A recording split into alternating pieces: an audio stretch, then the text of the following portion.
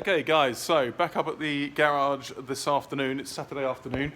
So I've just been out, as I mentioned on Instagram, for the first relatively long drive in the Land Rover. It's probably about 60 odd kilometers. And I went off with my wife this morning. We packed a picnic and wanted to head off into they're called the Sandsteingebirge. It's a beautiful part of the country around here where there are sandstone mountains, also Table Mountains, and it's very beautiful, very close to the Czech border. So anyway, my wife, as I say, packed a picnic, which I wasn't aware of before we left. So as we were getting in the car, she sort of put the bag in the car, and we had the picnic, and I thought, fantastic. So we'll go off into the hills and stop somewhere and have something to eat and then come back. So the long and the short of it was, as we were probably about, I don't know, maybe 25, 30 kilometers into the journey, the car started getting a bit sluggish, and I was thinking, oh, this isn't good. So I think I must have pulled up at a traffic light or something, and when I took my foot off the brake, no, not foot off the brake. When I took my foot off the accelerator, obviously, it sort of braked on its own. You know, it was like, okay, so the brakes are clearly binding. I'd been going through town, and I'd actually been using the brakes quite a lot. But anyway, it was braking quite hard on its own. So I thought, oh Christ, it's going to seize any time now. The brakes are going to bind, and we're not going to be able to move. So we found a place to stop, and basically, as soon as we stopped, the brake pedal was rock solid. And I couldn't budge the car. It was literally the sheer force of the engine which was moving, you know, turning the wheels with the brakes on, essentially. So I thought, oh, that's great. So, you know, we had a bit of a laugh because, you know, my wife was like, well, I knew this would happen. Something would happen, which is why she had packed the picnic. But anyway, so what we did was, I thought to save time, and just in case anything had seized or something was wrong with the main cylinder, basically what I did is I called the insurance company, and they have a you know, breakdown recovery, and I called them, and it took them about half an hour to call us back, and it didn't really go as well as last Saturday with the BMW, because that happened like clockwork. You know, about half an hour later they turned up and took the car. But with this one, there was a bit of a complication. They said, yeah, well, we can take you to Pirna, which is the next city next to Dresden, because there's something to do with the distance they were willing to take us. But they got it wrong anyway. And in the time it took them to sort of sort it out with the insurance company, it was about 45 minutes. So I noticed after 45 minutes that the brakes had started to work within the car again, so the brake pedal was yeah, you could depress the brake pedal, and also when I took the handbrake off, I could actually rock the car, you know, like move it. So we just decided not to wait for the breakdown recovery, and just started to drive back towards Dresden, and we actually got the 30 kilometers on B roads back to Dresden without using the brakes. It was absolutely brilliant. I mean, we had you know, at certain points in the journey, we had a stream of cars behind us, but just using the gears and stuff, and then the handbrake right at the end.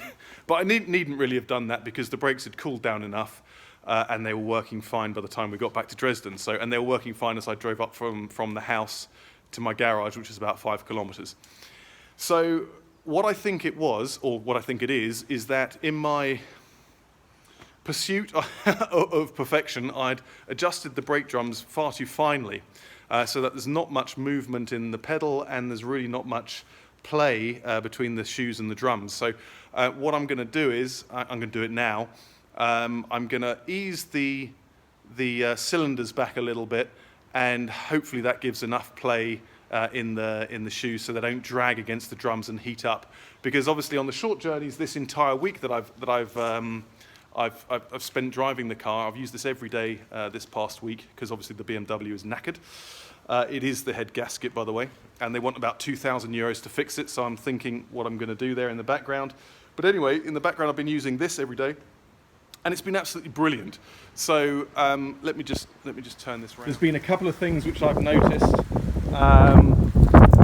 Let me think. I mean, this door springs open, like I mentioned in the video before, and the reason for that, I think, it's locked at the moment, is that the door top is pushed pushed in quite heavily, so there's quite a lot of pressure, outward pressure, when you slam this door. And what happens when you go over certain bumps, this door springs open, and it does it like 2 or 3 times on the way to work, so it's a bit of a headache.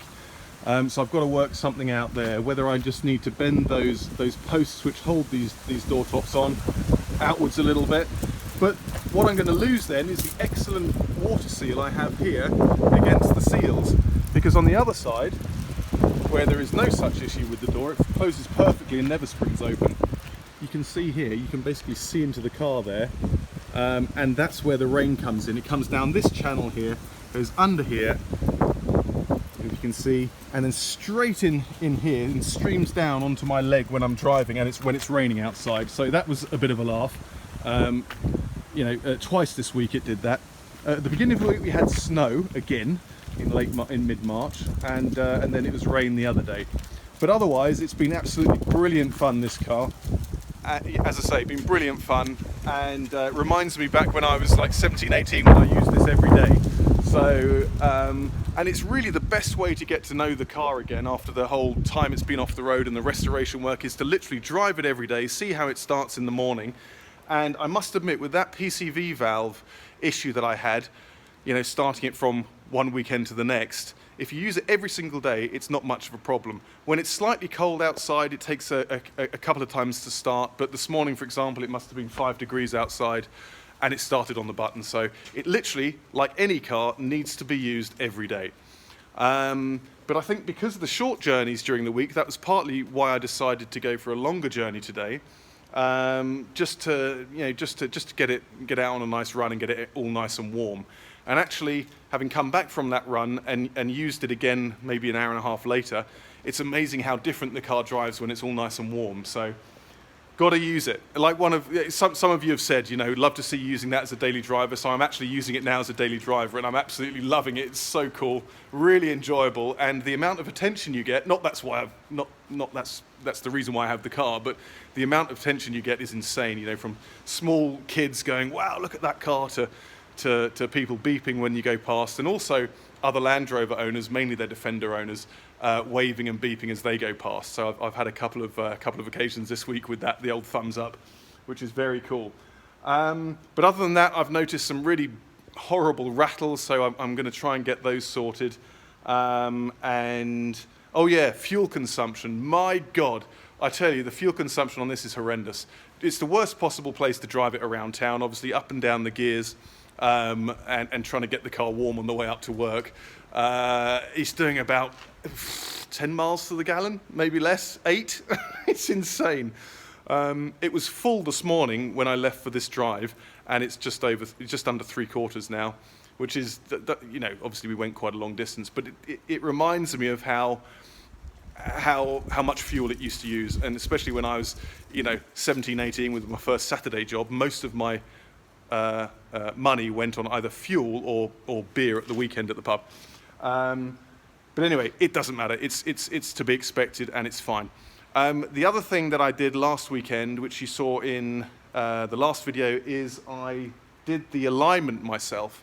And that really needs to be done professionally. I notice when I'm driving along the road, on the open road, you can hear wallowing and stuff, and I just really need to get that done. So I'm hoping to get that done at the end of next week. I'm traveling in Italy for work most of next week, but if I can get back by Friday, then I'll definitely get that done.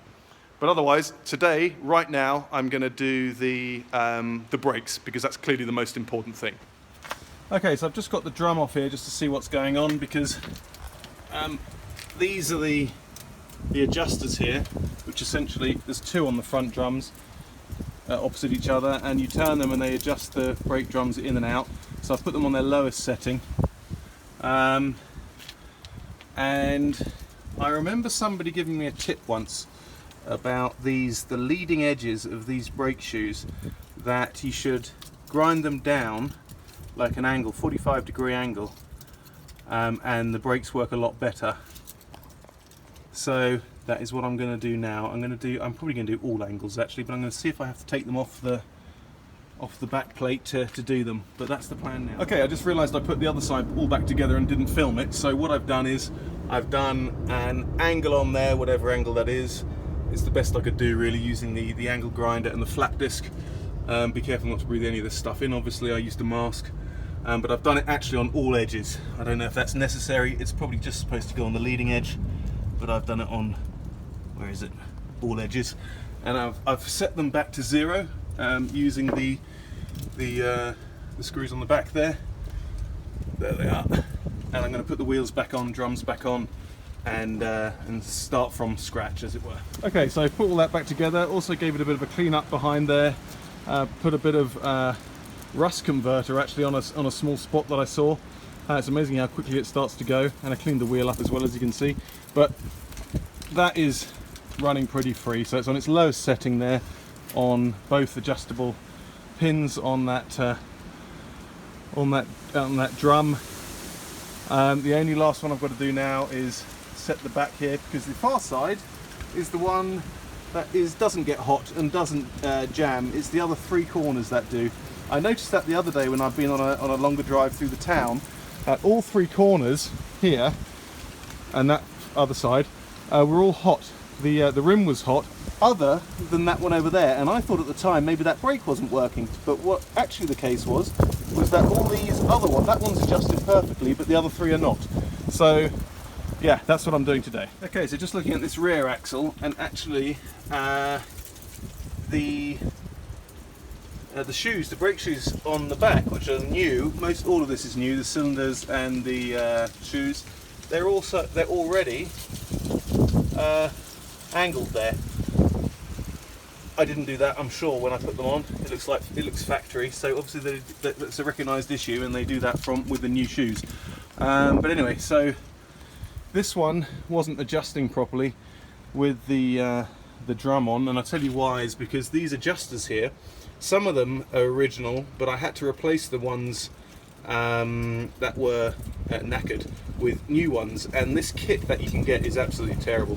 First of all, I remember now, having seen it, I had to grind down the bolt so it fitted behind the shoe, and secondly, when you turn the adjuster the wrong way on the other side, it unwinds itself from this bolt on this side, or this nut at the bolt on this side, so it's an absolute disaster. I've just tightened it up, but I know it won't last, so I don't know if any of you out there know of a better solution than this. But anyway, that's the issue I'm experiencing with that. But I've reduced that right down to the first setting, and I'm going to start again on the back.